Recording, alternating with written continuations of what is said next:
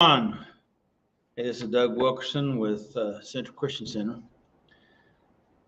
Today I'm going to be talking about an interesting topic. I hope you'll find it's interesting and encouraging.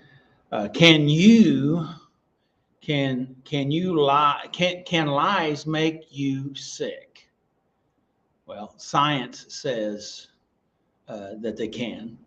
And I thought this was an interesting research information that I come across, and so I wanted to share it today. So, science says that lying can make you sick.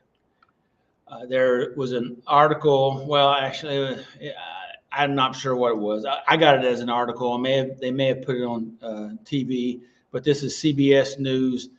Got it off CBSNews.com, and this is out of the Miami station, and their kind of the lead-in statement that they had was, as children, we learned honesty is the best policy. But as we become adults, not everyone adheres to that policy. You know what I mean? Okay.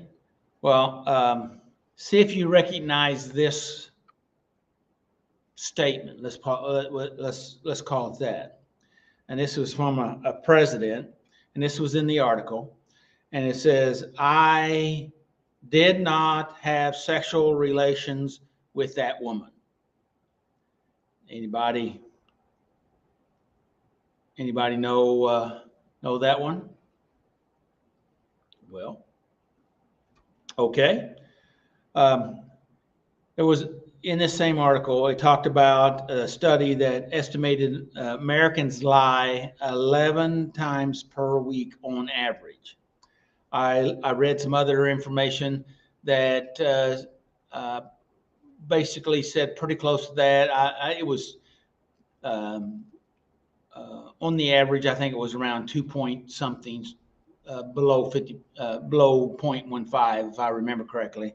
I don't have that information, but anyway, somewhere around 2 times a day, they said on the average. Now, some other information I read was that they had a couple different researches that they did. They did have some that did 0, but not too many. But then they had some others that did like 400 times. So a day.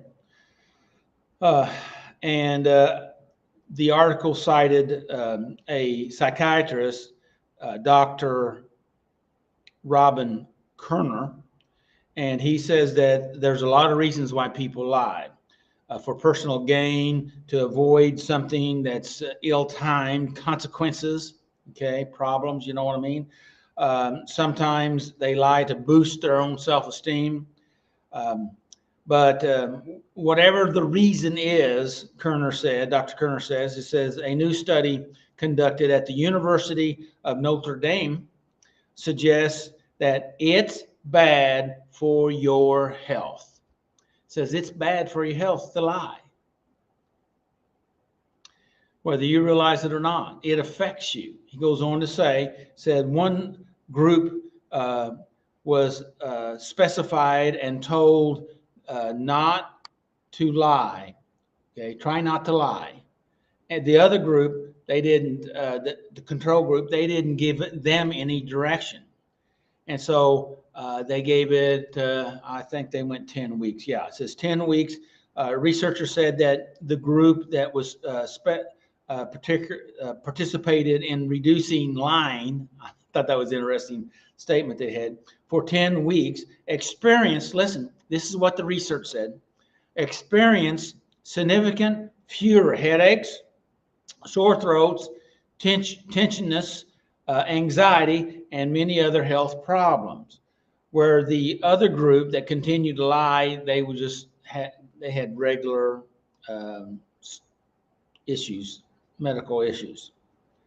Kerner said that I think anything that goes, anything. Kerner thinks anything that is going to affect our system gives us stress. That stress affects our health. And so he was saying that stress, lying produces stress, so that affects our physical well-being. Kerner said it makes perfect sense because lying is stressful, according to the psychologist. But we already know that, don't we? If I'm telling lies, especially major lies, according to Kerner, that's going to create a lot of internal stress, which will be manifested in our body in a whole host of medical problems. But it's not just major lies that causes us to be sick.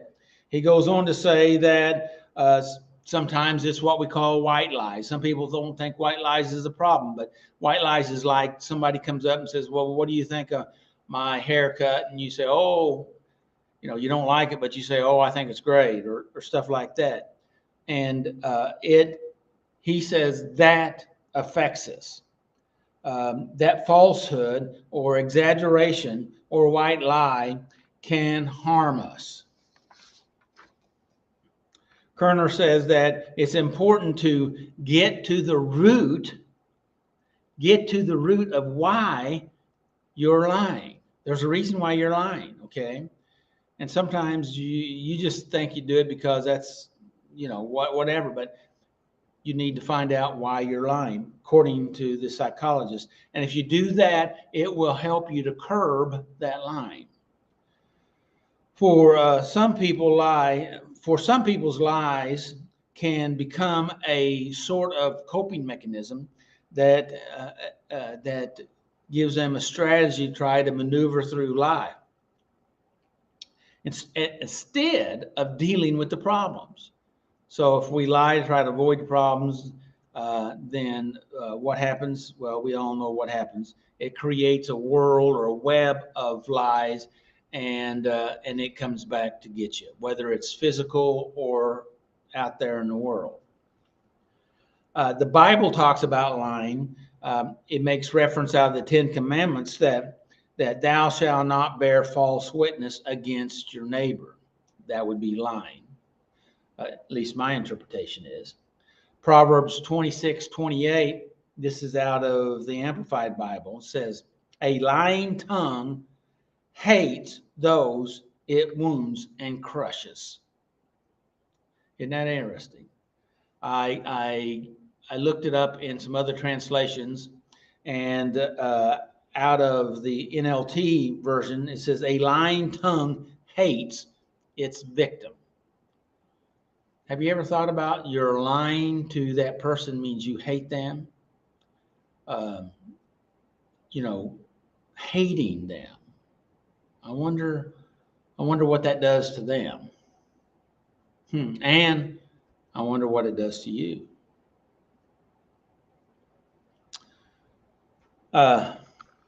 We've heard it said out of the said that that there are 7 things that God hates, and they call them that 7 deadly sins.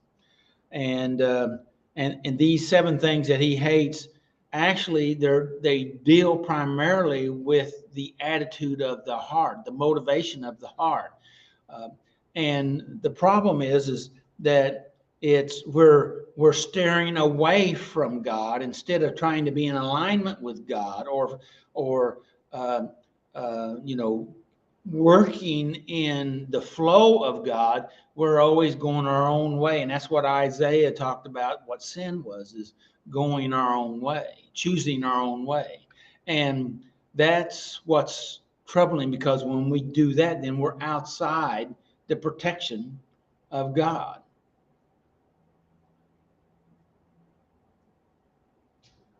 So anyway, some of the out of Proverbs 6:16 through 19, if you want to look at them, I'm not going to go through all of them, but I thought it was interesting that out of verse 17, it talked about a lying tongue. One of the things that he hates, and 6 things he hates, the seventh is an abomination.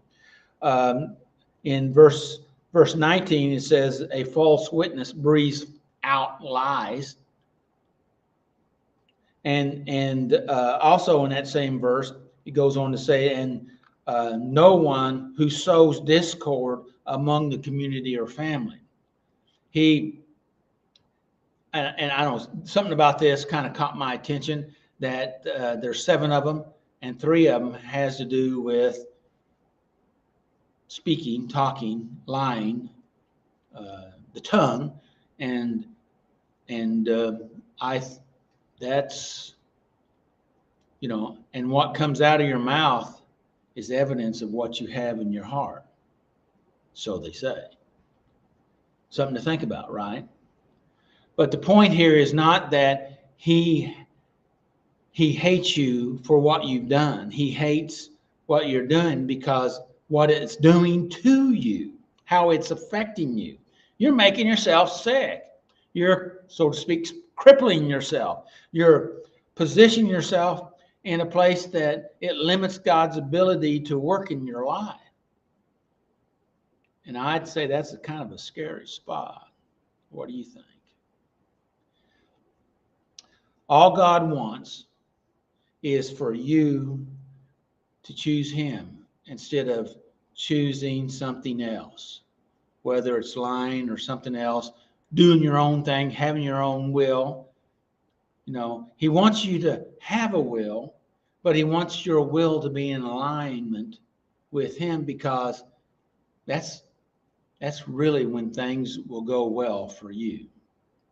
So anyway, hopefully you'll think about what lying does for you. And besides that, we all know the old famous line that all liars all go to hell, and we sure don't want that. And the reason why that's stated, and it sounds really harsh, it's because we pollute ourselves with our own lies. We deceive ourselves. We harm ourselves. We make ourselves mentally, physically, and spiritually ill. We pollute our own souls. And that's not what he wants. So just think about this. You know, it's said that sometimes you don't know what the truth is. That could be true in a lot of cases. But the fact of it is, unless you seared your conscience with a hot iron, according to the scriptures, you know that you're lying. And if we can focus on that, Jordan Peterson talks a lot about that. You may not know what to do, but you know what not to do. And we've been saying that around here for a long time. So anyway, hope you're having a great end of spring and the beginning of summer. And now it's getting pretty warm. I had a fella complaining to me, maybe he wouldn't complain, maybe he was making just an emphatic statement. Hey, we've been waiting for summer, and now here it is today. This was yesterday. And now we're waiting for winter. So anyway, it's going to be warm for a while. But listen, may the Lord bless you and keep you. May his face shine upon you and give you peace. Until next time, make healthy choices.